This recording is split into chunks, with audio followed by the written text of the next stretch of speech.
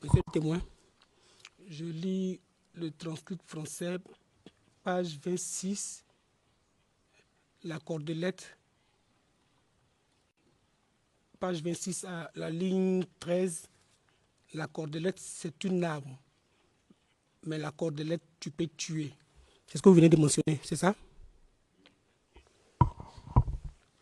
Sur cette même cordelette, vous avez dit aux enquêteurs du procureur, toujours document CIV OTP 0063 1765, page 1792.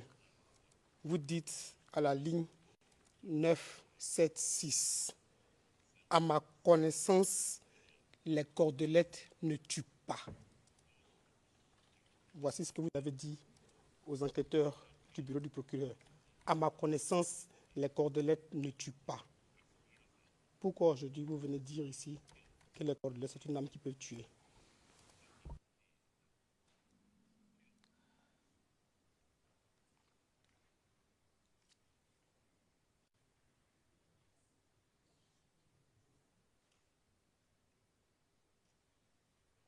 J'ai donné cette réponse-là.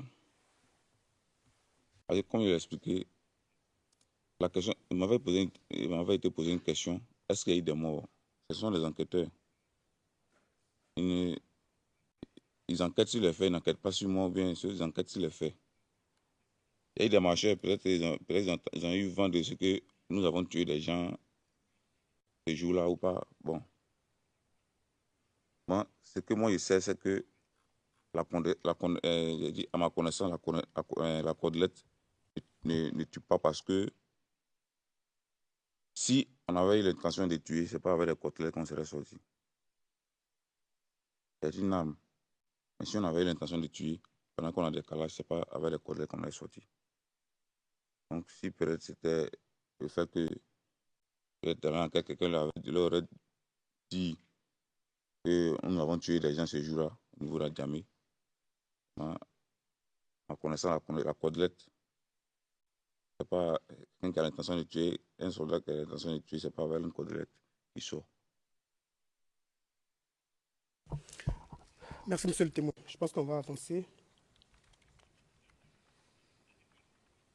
Vous faites aussi une autre affirmation que vous avez répétée très souvent ici. Je vous avais dit qu'on y reviendrait.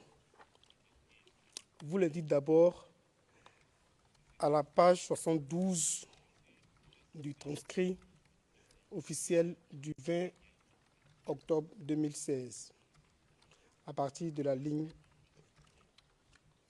4. Si on s'en rendait compte, on les passait à tabac et on les gardait dans nos locaux jusqu'à ce que les autorités militaires avec lesquelles on travaillait envoient des éléments pour venir les récupérer. Fin de citation. Vous vous rappelez avoir fait cette déclaration?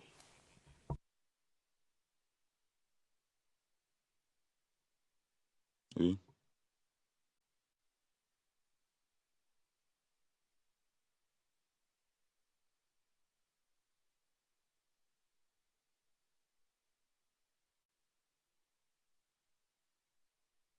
Je vais vous dire ce que vous avez déclaré aux enquêteurs devant le bureau du procureur sur cette question d'arrestation.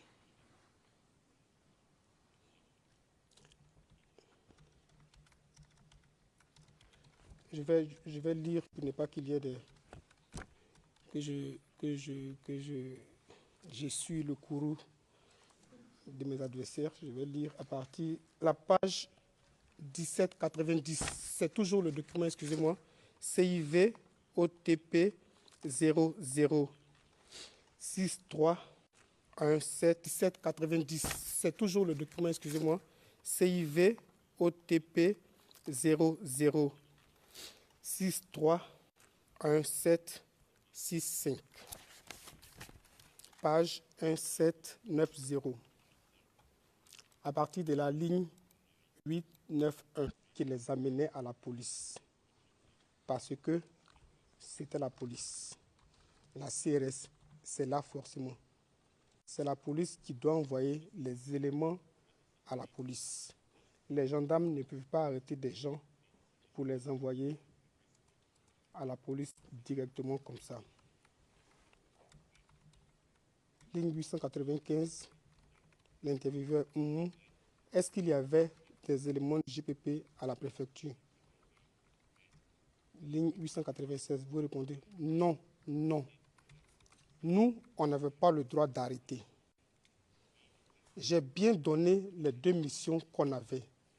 Disperser ceux qui étaient dans le périmètre et empêcher les autres d'accéder au périmètre.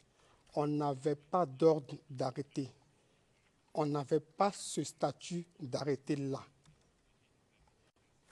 Vous dites enfin, à la ligne 900, voilà pourquoi ceux qui sont entrés à Adjamé, on les a dispersés. On ne les a pas envoyés au commissariat ni quelque chose. On a dispersé. C'est ce que je vous ai dit. Vous vous souvenez avoir dit ça? Oui. Et donc, pourquoi,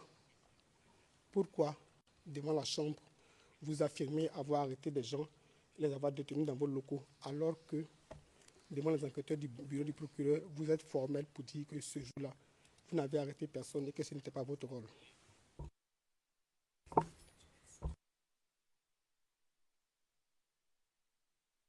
Je pense qu'à ce sujet-là, j'avais déjà répondu aux enquêteurs. On m'a été posé la question de savoir est-ce que la gendarmerie envoie les gens à la police? Il dit non, c'est pas un gendarme. Un gendarme, s'il arrête quelqu'un, il ne va pas envoyer à la police. C'est le policier qui arrête un individu en infraction qui l'amène au commissariat ou bien dans une institution policière. Le gendarme, il peut l'envoyer dans un camp de gendarmerie, il peut l'envoyer dans une brigade de gendarmerie. La question, je ne sais pas si elle était mal transmise, mais la question a été est-ce que nous, les éléments de GPP, nous avons envoyé des gens à la préfecture de police? Ce n'était pas notre rôle d'envoyer les gens à la préfecture de police parce que le GIA l'expliqué avec le commissaire même d'à côté, on a eu des échauffourées à ce sujet-là. Parce que lui a demandé à ce qu'on lui envoie les gens qui étaient détenus chez nous. On a eu même vraiment des échanges très houleux. Jusqu'à ce que Boiseau lui-même vienne intervenir et s'entretenir avec le commissaire à ce sujet. Notre rôle était de disperser les marcheurs. Les éléments de FDS n'étaient pas en présence. Nous, on devait... C'est eux qui avaient le véhicule, qui les récupéraient et qui partaient avec eux. Si ils faisaient de leur position, ils faisaient des navettes intermittentes pour récupérer les éléments. Nous, on les bloquait, on les leur remettait. Si on voit que le temps qu'ils mettaient à venir, ça durait que les gens descendaient, on les envoyait à la base.